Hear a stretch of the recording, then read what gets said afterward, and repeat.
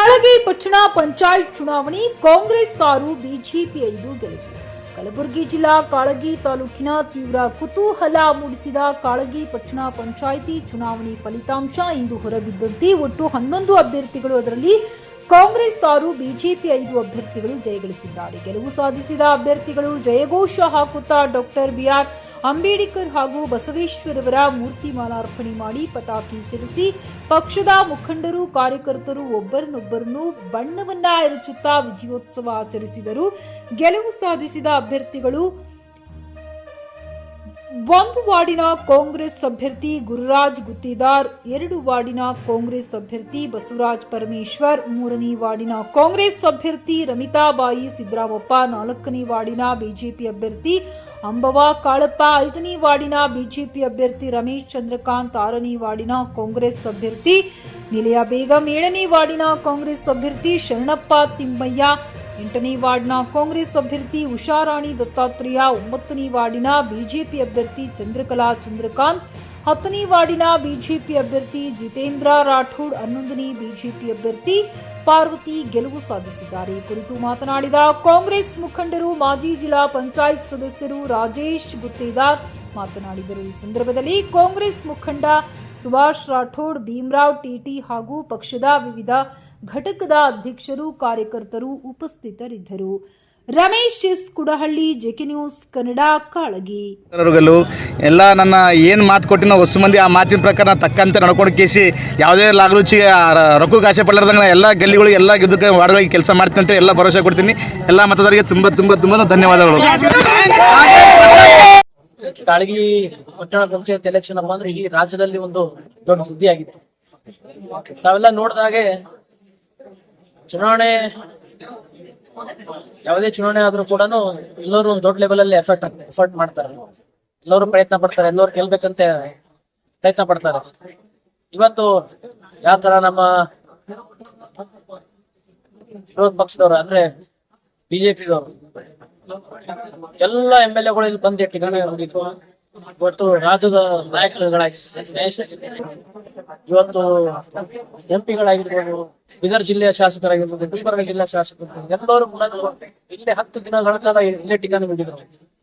ಆದ್ರೂ ಕೂಡ ಹಾಗೆ ಅವ್ರೇನು ಪಿತೂರಿ ಮಾಡಿದ್ರಪ್ಪ ಅಂತಂದ್ರೆ, ಜಗದೇ ಗುತ್ತೇದಾರ್ ಅವ್ರ ಮತ ಇಲ್ಲಿ ಕಾಳಗಿಯಲ್ಲಿಲ್ಲ, ಅವ್ರು ಯಾವುದೇ ಕಾರಣಕ್ಕೂ ಕಾಳಗಿ ಬರಬಾರ್ದು ಅಪ್ಪ ಅಂತ ಒಂದು ಕೇಸ್ ಮಾಡಿದ್ರು.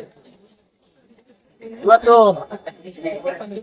ಅದೇ ಕಾಳಗಿ ಜನತೆ, ನಮ್ಮ ಊರಿನ ಕಾಳಗಿ ಜನತೆ ಇವತ್ತು ಜಗದೇ ಗುತ್ತೇದಾರ್ ಅವರು ಕಾಳಗಿದವರ ಏನು ಹೊರಗಿನವರ ಅಂತೇನು ಉತ್ತರ ಕೊಟ್ಟಿದಾರಲ್ಲ, ಅದು ಎಲ್ಲರಿಗೆ ಒಂದು ಉದ್ದೇಶ ಕೊಟ್ಟಂತಾಗಿದೆ. ಇವತ್ತು ನಾವು ಕಾಂಗ್ರೆಸ್ ಪಕ್ಷ ಇವತ್ತೇನು ಗೆದ್ದಿಗೆ ಏರಿದೆ. ಇವತ್ತು ಗೆದ್ದಿಗೆ ಏರಿದೆಪ್ಪ ಅಂತಂದ್ರೆ ನಾವು ಖುಷಿ ಪಡೋ ಸಂದರ್ಭ ಅಲ್ಲ. ನಮ್ಮಲ್ಲಿ ಹಲವಾರು ಜವಾಬ್ದಾರಿಗಳಿವೆ. ನಾವು ಪ್ರಚಾರದಲ್ಲಿ ಏನೇನು ಮಾತುಗಳು ಕೊಟ್ಟಿದ್ದೀವಿ, ಯಾವ ತರ ನಮ್ಮ ಅವ್ರ ಕನಸುಗಳನ್ನು ನಮ್ಗೆ ಹೇಳಿದ್ದಾರೆ, ನಮ್ಗೆ ಅದು ಆಗ್ಬೇಕು ಇದು ಆಗ್ಬೇಕು ಅಂತ ಸಾಕಷ್ಟು ಸಮಸ್ಯೆಗಳು ಹೇಳಿದ್ದಾರೆ.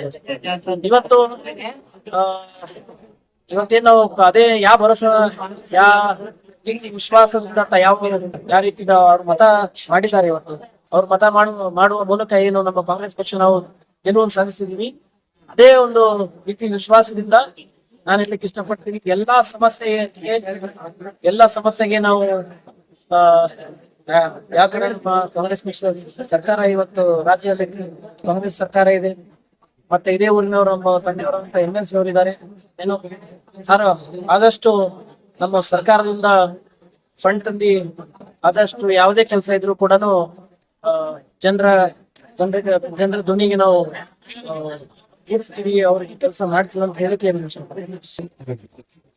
PUC ಮುಗಿಸಿ ನರ್ಸಿಂಗ್ ಮಾಡಲು ಹಾಗೂ ಫಿಸಿಯೋಥೆರಪಿ ಮಾಡಲು ಇಚ್ಛಿಸುವವರಿಗೆ ಉತ್ತಮ ಅವಕಾಶ. ಹುಮ್ನಾಬಾದ್ನ HKDETಯ Umadevi Patil college of nursing ನಲ್ಲಿ BSc ನರ್ಸಿಂಗ್ ಹಾಗೂ ಡಿಪ್ಲೊಮಾ ನರ್ಸಿಂಗ್ ಕೋರ್ಸ್ ಲಭ್ಯ. ಹಾಗೂ ಭೀಮರಾವ್ ಪಾಟೀಲ್ ಕಾಲೇಜ್ ಆಫ್ ಫಿಸಿಯೋಥೆರಪಿನಲ್ಲಿ BPT ಮತ್ತು MPT ಸ್ನಾತಕೋತ್ತರ ಪದವಿ ಲಭ್ಯವಿದೆ. ಇಲ್ಲಿ ಪ್ರವೇಶ ಪ್ರಾರಂಭವಾಗಿದ್ದು ಉತ್ತಮವಾದ ಕ್ಲಾಸ್ ರೂಮ್, ಅನುಭವವುಳ್ಳ ಅಧ್ಯಾಪಕರಿಂದ ಬೋಧನೆ, ಪ್ರತ್ಯೇಕ ಲ್ಯಾಬ್ಗಳ ವ್ಯವಸ್ಥೆ, ಹೈಟೆಕ್ ಆಸ್ಪತ್ರೆಯೂ ಲಭ್ಯವಿದೆ. ಹಾಗೂ ವಿದ್ಯಾರ್ಥಿಗಳಿಗೆ ಪ್ರತ್ಯೇಕ ಹಾಸ್ಟೆಲ್ ವ್ಯವಸ್ಥೆಯೂ ಲಭ್ಯವಿದೆ. ಹಾಗಿದ್ರೆ ತಡೆಯಾಕೆ, ಹಿಂದೆ ಭೇಟಿ ನೀಡಿ. NH65 ರಸ್ತೆ ವೀರಭದ್ರಗಿರಿ ಸಿಂಗನಕೀರ ಕ್ರಾಸ್ ಹುಮ್ನಾಬಾದ್. ಹೆಚ್ಚಿನ ಮಾಹಿತಿಗಾಗಿ ಸಂಪರ್ಕಿಸಿ ಆಡಳಿತಾಧಿಕಾರಿ ಡಾಕ್ಟರ್ ಸದಾನಂದ ಪತ್ರಿ 9019078988. ಗ್ರಾಹಕರ ಸ್ಯಾಟಿಸ್ಫ್ಯಾಕ್ಷನ್ ನಲ್ಲಿ ನಂಬರ್ 1 ತೃಪ್ತಿಕರ ದೈಹಿಕವಾದ ಹುಮ್ನಾಬಾದ್ನ ಎಸ್ವಿ ಟಿವಿಎಸ್ ಶೋರೂಮ್ ನಿಮಗಾಗಿ ತರುತ್ತಿದೆ ಹೊಸ ಮಾಡೆಲ್ಗಳ ಹೊಸ ಬೈಕ್ಗಳು. ಇಲ್ಲಿ ಟಿವಿಎಸ್ ನ ಸ್ಪೇರ್ ಪಾರ್ಟ್ಸ್ ಹಾಗೂ ಸರ್ವಿಸ್ ಕೂಡ ಲಭ್ಯ. ಹಾಗಿದ್ರೆ ತಡೆಯಾಕೆ ಹಿಂದೆ ಭೇಟಿ ನೀಡಿ ನಾಗಲಕ್ಷ್ಮಿ ದಾಬಾ ಹತ್ತಿರ ಗುಲ್ಬರ್ಗಾ ರೋಡ್ ಹುಮ್ನಾಬಾದ್. ಹೆಚ್ಚಿನ ಮಾಹಿತಿಗಾಗಿ ಸಂಪರ್ಕಿಸಿ 8494951009.